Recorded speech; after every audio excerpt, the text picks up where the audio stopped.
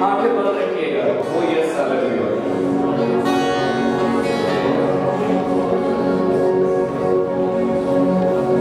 कुछ लोग ये समझते हैं कि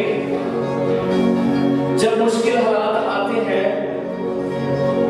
आप ये समझते हैं कि शायद मैं अकेला हो गया हूं। आप ये समझते हैं कि हालात तब्दील नहीं हो सकते, लेकिन वो आपसे इतनी मोहब्बत करता है कि वो हालात तब्दील करने की कुदरत भी रखता है।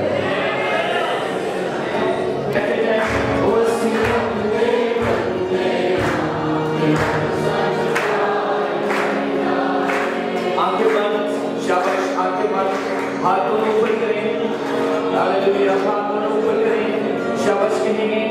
कहना क्या आपने? मेरी हर बात में, मेरी हर सांस में, मेरे साथ में है यीशु।